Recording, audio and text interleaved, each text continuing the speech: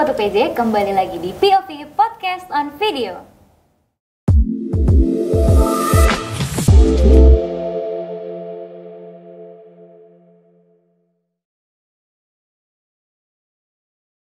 Pada episode kali ini, dalam rangka merayakan Hari Arsitektur Indonesia pada tanggal 18 Maret 2025, kita mengundang narasumber yang super spesial untuk kita tanya-tanya nih tentang arsitektur di Indonesia. Kira-kira siapa ya? Langsung aja kita kenalan. Hai Kak. Terima kasih ya kalian sudah bisa hadir di podcast UPJ kali ini.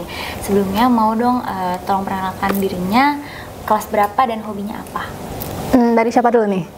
Dari boleh. Oke.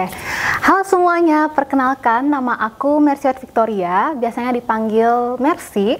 Sekarang aku sedang menempuh kelas 11 di SMA Santo Kristoforus 1. Oke. Hai Mercy. Hobinya apa? Hobi aku akhir-akhir ini suka mendengarkan lagu, banyak genre ya. Dan akhir-akhir ini aku juga sedang rutin berolahraga sih di rumah. Olahraga yang ringan-ringan lah ya, gitu. Home workout gitu? Iya, yang nggak terlalu berat lah. Oke, thank you Mercy. Oh, Mercy? Itu artinya thank you kan, in French? Yes, Oke, bener. menarik banget. Selanjutnya boleh? Halo semuanya, nama saya Nicholas Juandin Mokar. Saya juga menempuh kelas 11 sekarang di sekolah Narada. Dan hobi saya sebenarnya ya biasa dong membaca komik sih sebenarnya sekarang. Baca komik. Iya. Lagi baca komik apa sekarang? Sekarang lagi reread Latna Saga. Oh, jujur aku belum sedik deep itu Iya, ke komik. Itu apa? Webtoon yang ada kalau di aplikasi Webtoon pasti ada. Itu tentang a warrior that gimana ya, dia itu di summon di another world dan mereka lagi mau mencoba balik ke dunia lagi. Oke, keren banget. Berarti kalau Mercy lagi dengerin musik, olahraga, kamu lagi suka baca webtoon ya? Yeah. Baca komik. Menarik banget ya teman-teman. Karena kita sekarang lagi merayakan Hari Arsitektur Indonesia, aku mau tanya-tanya juga nih, apa sih yang pertama kali bikin kalian tertarik sama dunia arsitektur? Mungkin boleh dari Mercy. Nah, berawal saat aku masih kecil sih Kak. Aku kan waktu itu sering banget diajak jalan-jalan sama keluarga aku, naik mobil. Nah, dari jendela mobil itu aku lihat dong pemandangan di luar gimana di perkotaan Jakarta tuh. Banyak sekali gedung-gedung tinggi, istilahnya pencakar langit kan. Nah, itu sangat, menurut aku itu sangat wow banget. Itu seakan memberikan aku secercah harapan untuk menggapai cita-cita aku. Seperti itu. Dan itu sih yang membuat aku tertarik untuk mengetahui lebih baik lagi tentang arsitektur, dunia arsitektur. Aku pengen, kalau semisalnya nih, aku ambil jurusan arsitektur, aku pengen menjadi seorang arsitek yang dimana bisa membuat sebuah bangunan yang tidak hanya terlihat megah, indah karena tinggi bangunan atau dari desain eksteriornya gitu aja, tetapi juga bisa berdampak pada lingkungan gitu, bisa terus membawakan manfaat supaya dapat bahasa Inggrisnya sustainability gitu, supaya tidak hanya bagus secara estetika tetapi juga punya manfaat sendiri gitu. Dan gitu bisa sih. sustain ke depannya juga ya. Iya. Oke, terima kasih. Kalau dari Niko? Kalau saya pertama kali saya tertarik pada dunia arsitektur itu sebenarnya pas saya juga baca-baca buku sebenarnya. Saya pas itu melihat The Seven Wonders of the World, itu melihat ada dari piramid, dari juga ada patung Yesus di Rio de Janeiro dan lain-lain. Itu melihat mereka itu gimana ya? Mereka itu bisa bertahan berabad-abad, bisa berdiri, dan mereka melewati berbagai iklim, berbagai perubahan cuaca, bencana alam, tapi mereka masih berdiri dan sebegitu kokoh dan megahnya masih di situ. Dan itu membuat saya tertarik, kenapa bisa seperti itu, dan juga fondasi apa sebenarnya mereka pakai buat infrastruktur tersebut gitu loh. Dan juga sebenarnya bukan dari situ juga, melihat dari satu, saya melihat berita tentang Jepang yang sering dilanda tsunami dan bencana alam gempa bumi. Iya. Nah, mereka tuh bisa sekarang memiliki rumah yang sangat kokoh yang bisa melewati bencana-bencana alam tersebut. Itu juga membuat saya tertarik gitu, membuat saya ingin tahu kenapa bisa seperti itu. Terus bagaimana caranya bisa mengoptimalisasi dengan mengutilisasi apa bahan-bahan yang ada, sumber daya alam yang ada, gimana cara bisa membuat rumah yang kokoh dan juga ya seperti yang dibilang sustain untuk ke depan juga gitu loh. Oke, thank you. Nah, sebelum kita tanya-tanya lebih lanjut, aku juga mau nanya nih. Sebelumnya kalian udah kepikiran belum kayak dari kapan sih tertarik ke bidang arsitektur, terus kuliahnya juga mau jurusan arsitektur kah? Atau gimana? Mungkin dari Mercy? Dari sejak kapan ya? Iya. Aku nggak ingat sih usianya pas kapan, tapi pas masa-masa SD kali ya. Wah, itu jauh banget beneran. Iya, bener-bener. Di situ aku mulai tertarik banget dengan perkotaan. Jadi aku lebih milih tinggal di perkotaan daripada di daerah yang lebih sepi gitu. Lebih suka yang sama bustling vibes gitu. I see, oke. Kalau untuk jurusan, aku masih kelas 11 dan jujur aja, aku mau ngaku dosa nih. Waduh, Aku masih belum tahu secara pasti sih jurusan aku mau apa. Tapi masih terbuka lah dengan opsi-opsi yang ada. Salah satunya arsitektur. Oke, thank you. Kalau dari Niko? Kalau dari saya sebenarnya pas udah mulai tertarik sama dunia arsitektur masih belum tahu kalau saya kedepannya mau jadi arsitek apa enggak. Sebenarnya baru mulai mikir-mikir, oh mungkin aja ke jurusan arsitek gitu. Itu pas dari kelas 10, karena pas kelas 10 udah mikir, aduh udah SMA nih, udah bentar lagi kuliah, aduh masih bingung. Jadi udah mulai nyari-nyari opsi juga, jadi udah mulai consider arsitektur as one of the options gitu. Oke, jadi ya gitu ya teman-teman, adik-adik di sini udah mikir dari lama, udah mempertimbangkan mau jurusan apa, dan kebetulan arsitektur juga jadi salah satu opsinya. Betul. Nah, kalau arsitektur sendiri kan sebenarnya fokus ke desain bangunan ya. Iya. Kalau dari yang kalian lihat dari sekolah ataupun tempat tinggal yang kalian tinggalin sekarang di perkotaan lah ya, kalian tinggal di mana? By the way, domisilinya aja. Aku di Jakarta Barat. Jakarta Barat. Oh, jauh ya. Kamu di mana? Juga sama Jakarta Barat. Oke, Jakarta Barat juga. Oh, dua-duanya jauh ya. Nah, menurut kalian udah nyaman dan fungsional belum? Mungkin boleh dari Niko.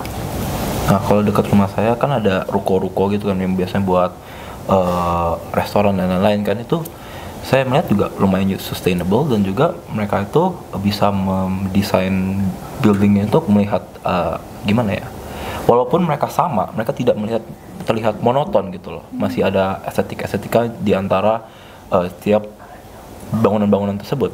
Dan juga biasanya kan kalau masak kan pasti ada banyak asapnya, juga mereka membuat ventilasi yang gimana ya, begitu fungsional, di mana mereka bisa mengeluarkan asapnya itu dengan cara tidak mengganggu udara yang dihirup sama pelanggan gitu. Kalau di Jakarta Barat sendiri dekat rumah kamu ataupun dekat sekolah itu tuh banyak kan gedung-gedung kayak pencakar langit kah, atau bener-bener ruko-ruko aja, atau campur-campur? Oh, kalau dekat rumah saya sih sebenarnya kebanyakan ruko sih. Kalau pencakar langit kayaknya masih di agak jauh dikit, enggak di situ. Oke, kalau dari Mercy gimana? Kalau aku Jakarta Barat di daerah Grogolnya nih Kak. Jadi kalau dibilang pencakar langit nggak yang tinggi-tinggi banget sih gedungnya. Tapi kembali lagi dengan pertanyaannya, apakah sudah nyaman atau belum? Secara pribadi menurut aku sudah nyaman. Sekolah aku terutama punya fasilitas yang lengkap ya untuk mendukung kegiatan belajar mengajar. Dan menariknya juga nih, di sekolah aku juga di depan kelasnya ada banyak sekali digantung pot-pot tanaman kecil, dan itu menurut aku secara pribadi bisa kayak apa ya, sebagai stress reliever gitu loh Kak. Jadi nggak cuma menonton fokus untuk belajar aja, tapi juga bisa waktu untuk menarik nafas dalam-dalam, kayak membuang semua beban beban pelajaran begitu. Dan di dekat sekolahku juga ada rumah sakit. Nah, rumah sakit ini nih yang mengubah paradigma aku secara total. Waduh, apa ini rumah sakit X ya? Nggak boleh sebut merek. Iya. Okay. Nah, dulu kan aku pas masih kecil nih, rumah sakit, aku identik rumah sakit itu dengan warna putih. Dan menurut aku warna putih itu horor. Kayak serem banget liatin orang yang tiba-tiba dalam krisis penyakit di antara life or death kan.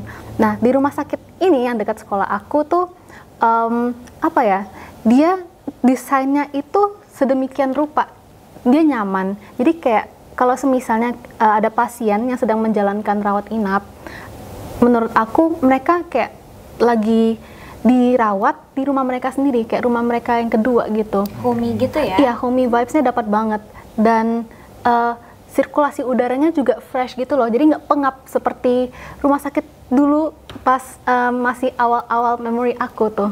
Jadi kayak rumah sakit itu kayak bener-bener mengubah cara pandang aku terhadap rumah sakit yang dulunya sangat amat menyeramkan, jadi kayak oh nggak menyeramkan begitu kok, apalagi dokter-dokter kan. Yang gitu sih. Jadi kalau secara desain dia juga homey, bisa ngaruh juga ke orang-orang di dalamnya ya. Iya. Nah, bener banget. Dan by the way, kalau misal kalian tahu rumah sakit di Grogol yang homey banget itu, boleh komen di bawah ya. Mungkin gak bisa disebut di sini tapi bisa di komen. Oke, nah selanjutnya aku mau tanya dong, kalian punya nggak sih bangunan favorit di dalam negeri maupun luar negeri? Mungkin boleh dari Niko? Sebenarnya yang saya bilang tadi, The Seven Wonders itu udah merepresentasikan banget itu favorit saya, karena emang mereka itu dari karakteristik mereka yang udah bisa kokoh selama berabad-abad itu udah bener-bener one of the key points that makes it charismatic to me. Gitu. Kalau diminta salah satu, yang mana? And why? Kalau dari salah satu dari ketujuh itu ya Great Wall, masih Great Wall of China, walaupun itu sejarahnya kelam ya, karena dari perbudakan dan lain-lain, tapi the aesthetic that it brings, and also bahkan dari astronomi juga masih bisa kelihatan gitu. Great Wall itu masih kelihatan layoutnya di bumi, dan itu keren banget menurut saya, sampai bisa kelihatan dari luar angkasa bahkan dari situ. Dan juga seberapa kokoh dan juga seberapa gimana ya, it sustains and it also become a tourist attraction, and also it's like just wow that people can think about it and people can actually design those walls. Apalagi ternyata mereka didesain dari orang-orang yang hidupnya udah jauh lebih lama. Iya, apalagi dari pemikiran yang bisa dibilang tradisional, mereka bisa implementasi suatu bangunan yang bahkan sampai di zaman modern masih dipelajari, itu masih diteliti malah. Itu keren banget sih sebenarnya. Tapi kamu udah pernah kesana sebelumnya? Belum. Oke. Nanti kalau ada kesempatan, wah. Betul. Nanti kalau ada yang curious gitu kayak gimana sih Great Wall of China, jangan lupa ngevlog ya. Iya. Guys, jadi ternyata aku udah sampai nih, bangunannya kayak gimana di review. Oke, kalau dari Mercy gimana? Kalau aku gedung favorit ya, kalau cuma bisa disuruh pilih satu, aku Burj Khalifa sih. Oh my god. Ya, gedung tertinggi sedunia ya. Kenapa? Karena nggak kenapa-napa sih.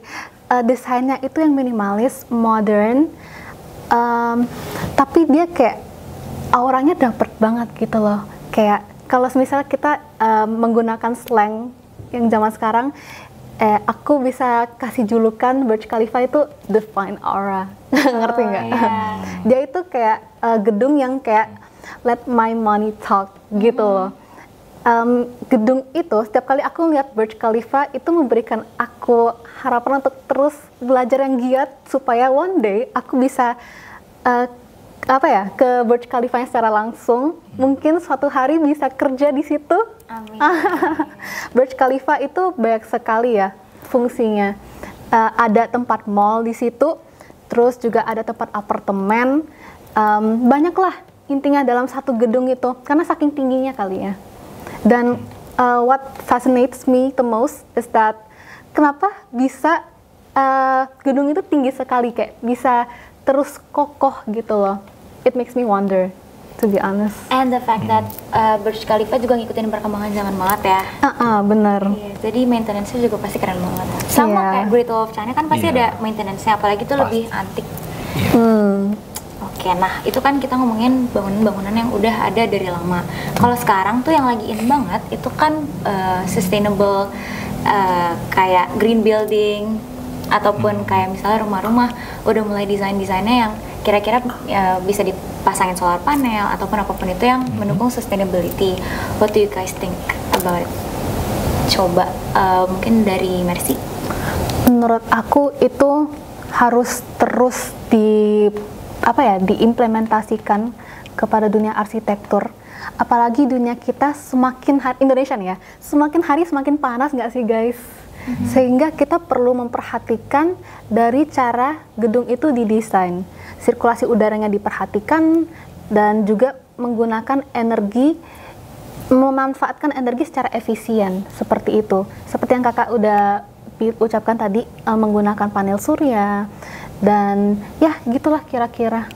Terus sekarang juga ada yang memanfaatkan kayak air hujan, terus disaring lagi, difilter lagi, digunakan Benar. untuk kepentingan lain lagi gitu. Bener banget sih. Kalau menurut Niko gimana? Nah, itu sebenarnya emang sangat penting banget. Utilisasi dari sumber daya alam yang ada itu sangatlah penting. Itu udah paling fundamental, harusnya diterapkan dari sejak lama harusnya ya. Tapi teknologi udah ada dari sejak lama, tapi Indonesia baru mulai mengimplementasikannya di rumah-rumah. Dan juga ya bisa dilihat dari sumber daya alam yang ada.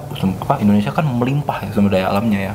Jadi bisa dari situ bisa memakai sumber daya alam Indonesia, bisa mengolah sumber daya alam sendiri. Itu sudah salah satu a key feature that Indonesia needs to implement biar bisa dari negara berkembang menjadi negara maju gitu loh. Udah pasti. Nah, bener banget. Tapi kalian tahu gak sih permasalahannya adalah di mana saat kalian mau bangun green building itu tuh high cost banget. Jadi iya nggak sih. banyak kan yang bisa Benar. bikin green That's building one of the gitu. drawbacks. Tapi kalau misalnya kalian bisa berandai-andai nih, Mhm. kira-kira apa sih bangunan apa yang kalian harap di kedepannya ada kayak tren green building di bangunan ini yang sekiranya bisa menunjang kegiatan sehari-hari, misalnya sekolah green building dibanyakin dong atau perumahan green building dibanyakin dong. Apa sih menurut kalian urgensinya tuh paling depan? Dari Mercy? Mungkin dari Niko dulu. Oke, boleh. Untuk bangunan-bangunan yang ada green buildingnya ya. Ya sebenarnya untuk paling ini mungkin kalau misalnya untuk mengganti semua rumah itu jadi green building itu masih agak ideal ya, masih it's Nggak very realistis. ideal but it's not realistic. Tapi kalau misalnya secara realistis ya mungkin saja dari PT-PT untuk mungkin aja dari pabrik-pabrik yang mengeluarkan asap gitu loh. Dan asap itu kan sebenarnya merusak mengkontribusi polusi udara kan. Nah jadi dengan mengganti PT-PT itu dengan with energy from sumber daya alam biasa, dan itu bisa gimana ya, membuat suatu keseimbangan lah antara yang merugikan dan juga yang keuntungannya gitu kepada alam gitu. Tapi ya masuk lagi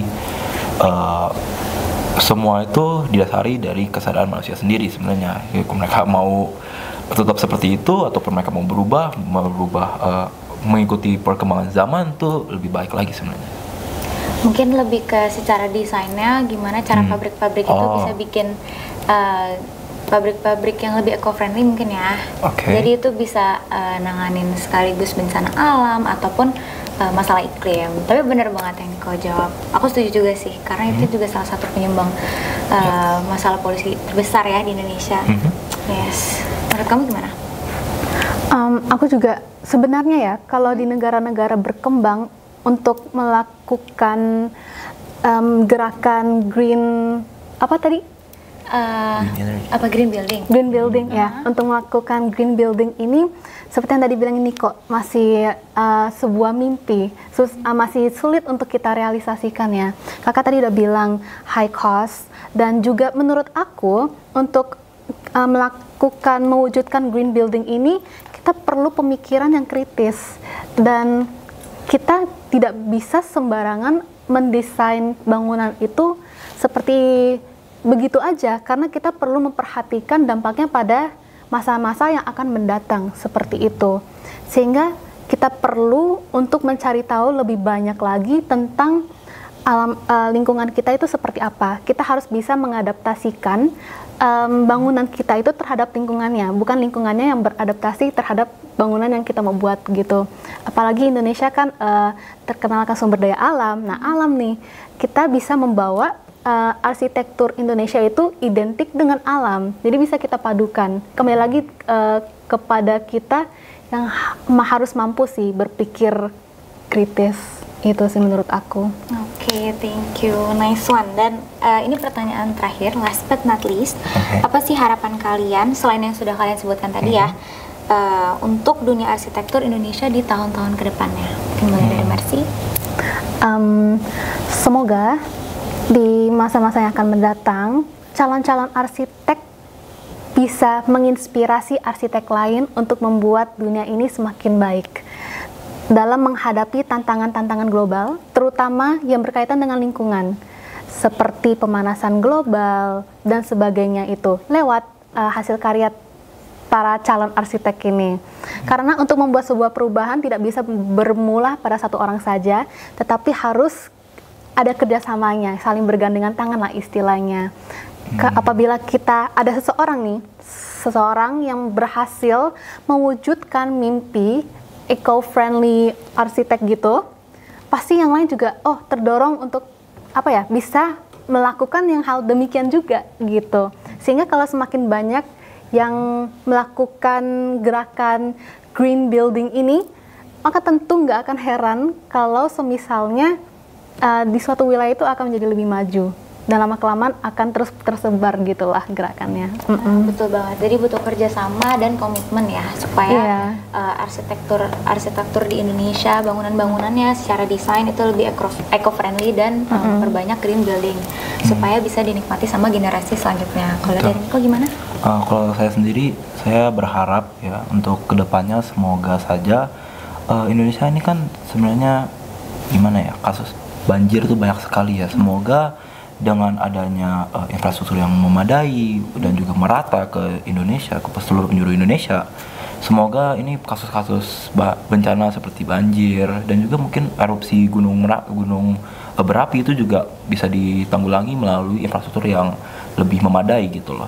Dan juga semoga kedepannya Indonesia bisa gimana ya, namanya bisa berubah dari negara berkembang bisa jadi negara maju dengan infrastruktur dan bangunan-bangunan yang estetik, megah, dan juga masih sustain untuk kedepannya dan juga bermanfaat untuk masyarakatnya sendiri gitu loh. Thank you. Jadi kalau dari jawaban Niko lebih ke semoga nanti kedepannya arsitektur Indonesia bisa bikin bangunan-bangunan yang gak cuma eco-friendly, sustain, tapi juga secara estetika bagus ya dan megah, bisa ngangkat nama Indonesia juga. Dan juga untuk arsitek di Indonesia semoga gimana ya? Kan kebanyakan arsitek di Indonesia itu masih tergolong minimal lah, masih belum banyak yang jadi arsitek yang bisa untuk membangun building-building yang malahan masih bagus dan lain-lain. Nah semoga untuk kedepannya arsitek Indonesia bisa menjadi lebih kreatif dan juga bisa lebih bisa berpikir lebih jauh lagi, lebih jauh ke masa depan. Jadi mereka bisa lebih mengerti ke bagaimana Indonesia ini akan maju ke depannya dan juga mereka bisa beradapt into that future. Yes. Nah, mungkin tadi yang disampaikan Niko sama Mercy itu pesan buat kakak-kakak yang sekarang jadi mahasiswa arsitektur di UPJ juga gitu. Semoga jadi, terdengar. Semoga terdengar ya buat anak-anak arsitek yang dengerin podcast ini, yang nonton, jangan lupa diserap dan dipegang tadi pesan-pesannya.